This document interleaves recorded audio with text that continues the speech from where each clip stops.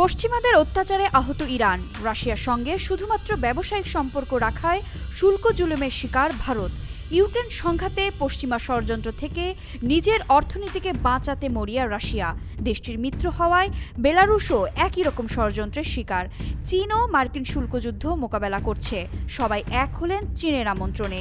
She জিনপিংয়ের আহ্বানে Shanghai cooperation অর্গানাইজেশনের সম্মেলনে যোগ দিতে সদস্য দেশগুলোর নেতারা এক হলেন চীনে। এবার কি নিউ ওয়ার্ল্ড অর্ডারের ডাক আসবে? এসসিও সম্মেলনে কি বহুমেরু বিশ্বকে শক্ত ভিত্তি দেবে? সম্মেলনে অন্যদের ছাড়িয়ে হেভিওয়েট সদস্যদের দিকেই বাকি পৃথিবীর নজর। কারণগুলো প্রথমেই বলেছি। মাত্র কয়েক মাস আগেও যিনি পরিচিত ছিলেন ঘনিষ্ঠ বন্ধু হিসেবে, সেই মার্কিন প্রেসিডেন্ট ডোনাল্ড ট্রাম্পের ফোন না ধরার মতো ঘটনা ঘটাতে হয়েছে ভারতের প্রধানমন্ত্রী নরেন্দ্র মোদীকে। তিনি এখন নতুন বন্ধু খুঁজছেন।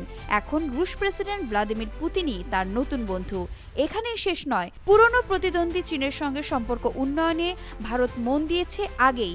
তাই এবার চীন সফরে গিয়ে দেশটির প্রেসিডেন্ট শি জিনপিংয়ের সঙ্গে বৈঠক ভারতের জন্য বড় সুযোগ আনতে পারে।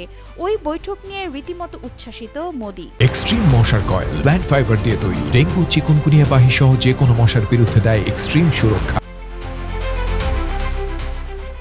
পশ্চিমা জোট ন্যাটোর সমকক্ষ, কিন্তু উদ্দেশ্য বিপরীত এসসিও জোট।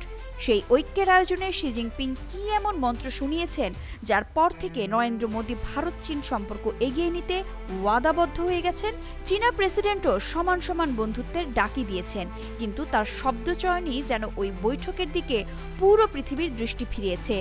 চীনা ড্রাগনের সঙ্গে ভারতীয় হাতির বন্ধুত্বের ডাক দিয়েছেন শি জিনপিং।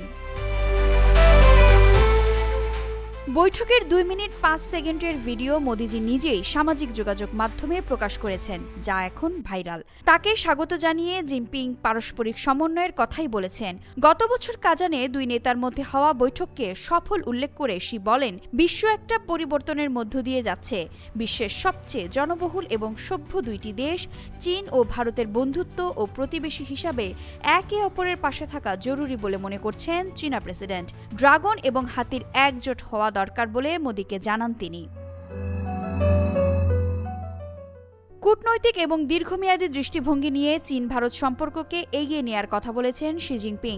বহুত্ববাদ, বহুকেন্দ্রিক বিশ্ব এবং গণতন্ত্রকে ব্যবহার করে শান্তি সংহতির জন্য তিনি একসঙ্গে কাজ করার আহ্বান জানান। বৈঠক আয়োজনের জন্য প্রথমেই জিনপিংকে ধন্যবাদ জানান মোদি। সীমান্তে বিরোধের পরবর্তী সময়ে দুই দেশের মধ্যে শান্তি ও স্থিতিশীল পরিবেশ তৈরি হয়েছে।